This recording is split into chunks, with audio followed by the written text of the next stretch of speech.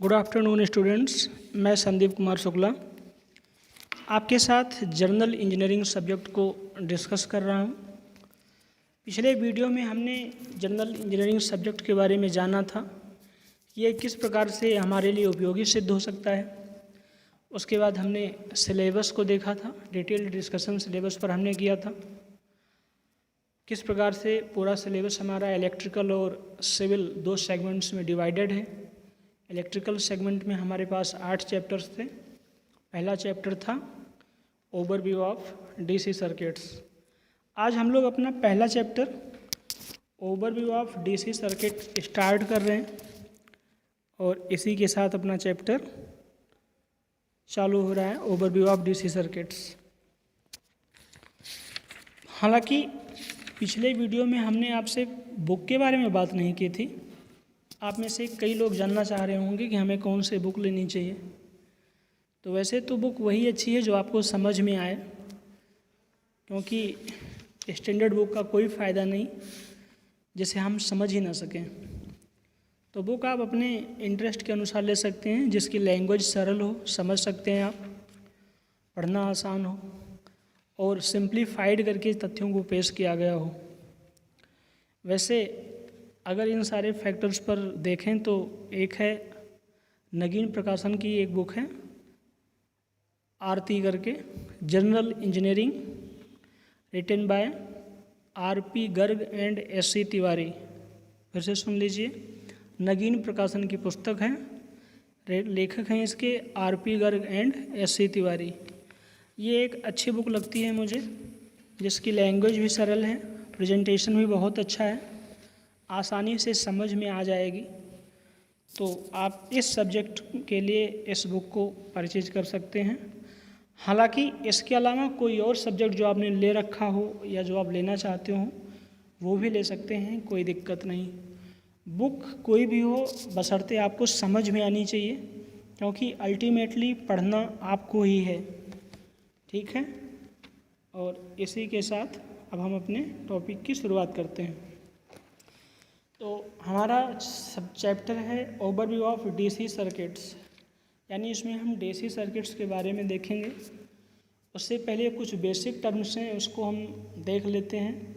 जैसे हमारा सबसे पहला है इलेक्ट्रिक करंट, यानी कि विद्युत धारा। अब विद्युत धारा होती क्या है ये हमें देख लेना है। Electric current is defined as rate of flow of electrons in any conductor, अर्थात किसी चालक में आवेश प्रवाह की दर को ही विद्युत धारा कहा जाता है।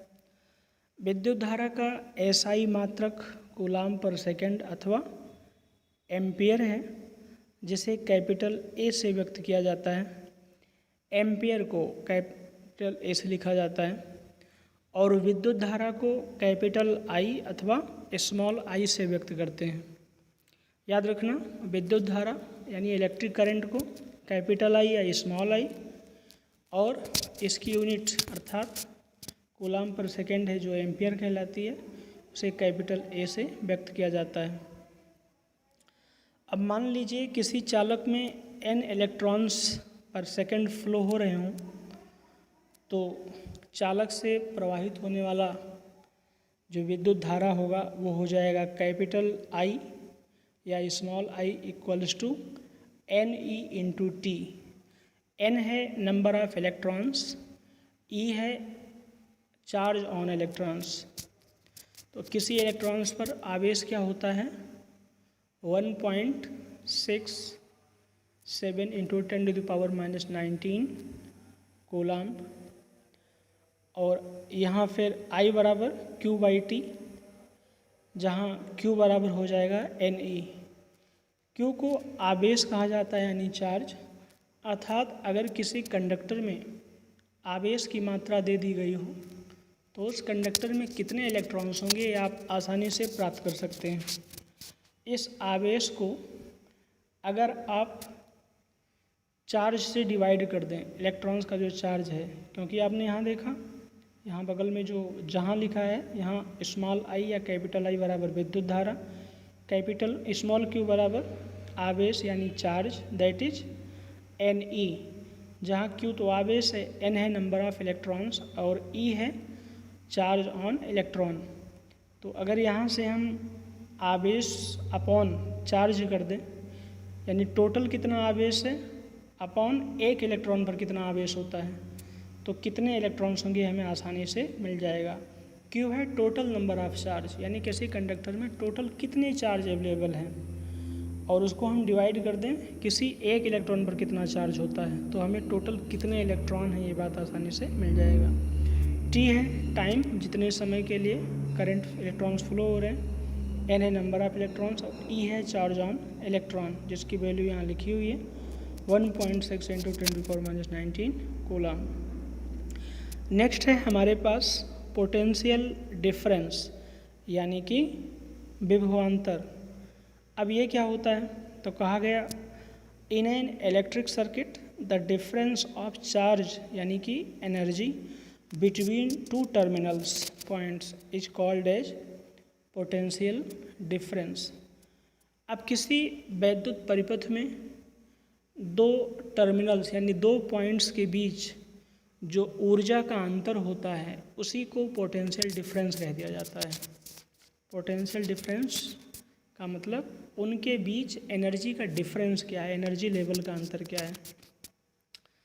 Potential difference is the main reason for the flow of current in an electric circuit, अर्थात किसी वैद्युत परिपथ में धारा के प्रवाहित होने का मुख्य कारण है उनके बीच पोटेंशियल डिफरेंस का होना। अगर पोटेंशियल डिफरेंस होगा तभी करंट उसके थ्रू प्रवाहित हो पाएगी, अन्यथा नहीं। SI unit of potential difference is denoted bye V, ठीक है। SI यूनिट इसकी बोल्ट होती है, जैसे V अक्षर के द्वारा हम लोग डिफाइन करते हैं। यही बात हिंदी में भी मेंशन है, किसी विद्युत परिपथ के दो सिरों टर्मिनल के बीच आवेश के अंतर को विभवांतर कहा जाता है। विद्युत परिपथ में आवेश के प्रवाह का मुख्य कारण विद्युत विभवांतर ही होता है। विद्युत विभवांतर का SI मात्रक वोल्ट होता है, जिसे V से लिखा जाता है। इसके बाद हमारा अगला इम्पोर्टेंट टर्म है, वो है इलेक्ट्रिकल या इलेक्ट्रिक रेजिस्टेंस, अर्थात विद्युत प्रतिरोध। अब विद्युत प्रतिरोध क्या होता है, आप आसानी से जानते हैं। विद्युत प्रवाह में आने वाली अवरोध को ही क्या कह देते हैं, विद्युत प्रतिरोध।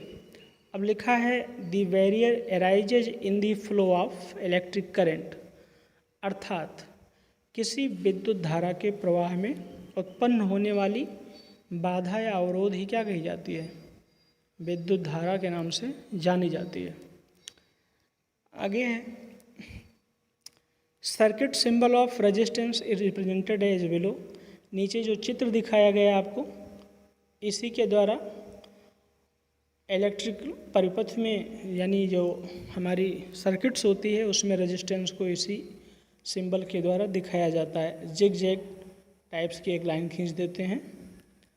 अब है यही बात हिंदी में भी रिप्रेजेंटेड है, किसी विद्युत परिपथ में धारा के प्रवाह में उत्पन्न रुकावट प्रतिरोध के नाम से जानी जाती है। परिपथ में प्रतिरोध को अधोलिखित प्रतीक द्वारा दिखाया जाता है, अर्थात यहाँ पर ये प्रतीक ऊपर है, आप लोग इसी सिंबल को देखें। प्रतिरोध यानी रेजिस्टेंस का SI मात्रक ओम होता है, जो इस सिंबल के द्वारा दिखाया जाता है। 1 ओम बराबर 1 वोल्ट अपॉन 1 एम्पेयर होता है। उसके बाद नेक्स्ट है हमारे पास करंट डेंसिटी, अर्थात धारा घनत्व।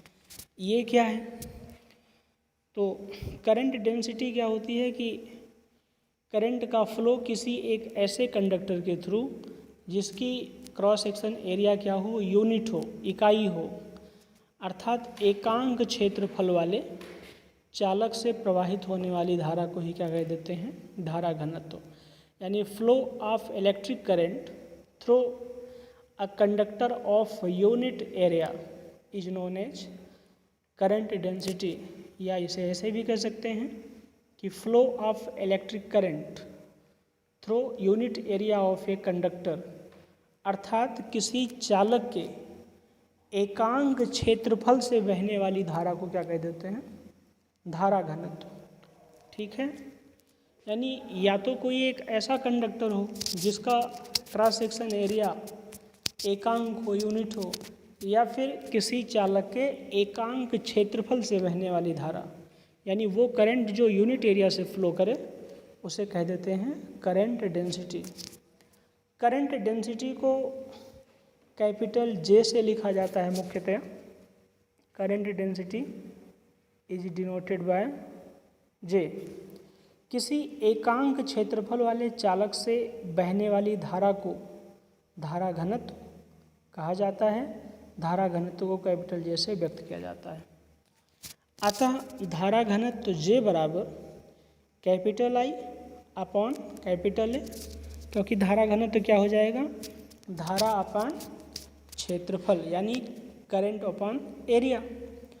अब धारा घनत्व का मात्रक इसी से आसानी से निकाला जा सकता है। धारा घनत्व का मात्रक हो जाएगा तो करंट यानी धारा का मात्रक क्या है? एम्पियर, और एरिया का क्षेत्रफल का स्क्वायर, यानी लंबाई का स्क्वायर, और लंबाई की यूनिट होती है मीटर, तो मीटर स्क्वायर हो जाएगा। या ऐसे भी एरिया बराबर लंबाई गुणे चौड़ाई, और लेंथ की यूनिट होती है मीटर, तो मीटर इंटू मीटर यानी मीटर स्क्वायर। तो धारा घनत्व का मात्रक आ जाएगा एम्पियर पर मीटर स्क्वायर। अब यद्यपि विद्युत धारा एक अदिश राशि है, परंतु धारा घनत्व एक सदिश राशि है। ये बात आपको हमेशा ही याद रखना है कि जो हमारी करंट होती है ये नॉन वेक्टर क्वांटिटी है, यानी अदिश राशि है। लेकिन जो करंट डेंसिटी है अर्थात धारा घनत्व, ये एक वेक्टर क्वांटिटी है। इस बात को आपको हमेशा याद रखना है। ये वाइवा का क्वेश्चन बन सकता है कि बताइए करंट डेंसिटी कैसी क्वांटिटी है, वेक्टर क्वांटिटी है या फिर नॉन वेक्टर क्वांटिटी है। तो आपको हमेशा ही याद रखना है कि करंट डेंसिटी हमारी एक वेक्टर क्वांटिटी है, जबकि करंट नॉन वेक्टर अर्थात अदिश राशि है। एक बार फिर से सुन लीजिए, विद्युत धारा यानी कि करंट हमारी अदिश राशि है, यानी कि नॉन वेक्टर क्वांटिटी, और धारा घनत्व यानी कि करंट डेंसिटी एक सदिश राशि है, यानी वेक्टर क्वांटिटी। नेक्स्ट है हमारे पास डिपेंडेंसी ऑफ इलेक्ट्रिक रेजिस्टेंस, अर्थात विद्युत प्रतिरोध की निर्भरता। यानी विद्युत प्रतिरोध किन किन बातों पर निर्भर करता है, ये इसमें हमें देखा है। इसमें है कि मान लीजिए कोई एक चालक है जिसकी लंबाई स्मॉल एल है, area of cross section capital A है, तो उसका जो रेजिस्टेंस यानी प्रतिरोध होगा वो निम्नलिखित फार्मूले के द्वारा दिया जाएगा, जो आप नीचे फार्मूला देख रहे हैं। यही बात हिंदी में भी लिखी है। यदि किसी चालक की लंबाई स्मॉल एल है, अनुप्रस्थ काट का क्षेत्रफल कैपिटल ए है, तो उस चालक का प्रतिरोध कैपिटल आर बराबर रो इंटू एल अपॉन ए होगा। इन सारे टर्म्स के बारे में आपको क्लियर होना चाहिए कि ये टर्म क्या क्या हैं, तभी आप इनके द्वारा आगे न्यूमेरिकल सॉल्व कर पाएंगे। अब जैसे यहाँ लिखा है, जहाँ R equals to resistance of conductor, अर्थात R चालक का प्रतिरोध है, small l equals to length of conductor, यानी स्मॉल l चालक की लंबाई है, capital A equals to cross section area of conductor, चालक का क्रॉस सेक्शन एरिया अनुप्रस्थ काट का क्षेत्रफल होता है, और रो इक्वल्स टू रेजिस्टिविटी, ये प्रतिरोधकता है, which is constant for a given conductor. ठीक है, यानी जो हमारी प्रतिरोधकता होती है ये किसी दिए गए चालक के लिए स्थिर होती है, इसकी वैल्यू बार बार वेरी नहीं करती, अर्थात बदलती नहीं है। अब मान लीजिए कोई एक मटेरियल है, एक मटेरियल उसका कंडक्टर है तो उसकी प्रतिरोधकता अलग होगी, और अगर कोई दूसरे प्रकार का मटेरियल है उसका अगर कंडक्टर बनाया गया, चालक बनाया गया, तो उसकी प्रतिरोधकता अलग होगी। पर जिस मटेरियल का कंडक्टर बनाया गया है उसी मटेरियल के जितने कंडक्टर होंगे उन सब की प्रतिरोधकता समान होगी। ठीक है, मान लीजिए हमने चांदी के 5 कंडक्टर बना लिए, तो उसमें प्रत्येक कंडक्टर का, चांदी के 5 कंडक्टर जो हैं इनकी प्रतिरोधकता समान होगी। इसी प्रकार हमने लोहे के 5 कंडक्टर बना लिए, तो लोहे के जो हमारे कंडक्टर होंगे उनकी प्रतिरोधकता एक समान होगी। अर्थात किसी दिए हुए मटेरियल के लिए जो मटेरियल फिक्स कर दिया जाए तो उस मटेरियल के जितने कंडक्टर्स होंगे सबकी प्रतिरोधकता समान होगी।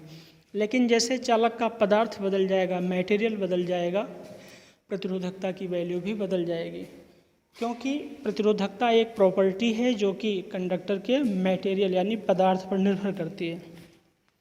ठीक है, अब यहाँ जो हमने देखा पीछे समीकरण 1, ये R = ρ × L/A, यहाँ से हमें 2-3 बातें समझ में आ रही हैं। पहला, इक्वेशन 1 से हमें ये समझ में आ रहा है कि किसी चालक का प्रतिरोध उसके लेंथ के समानुपाती होता है।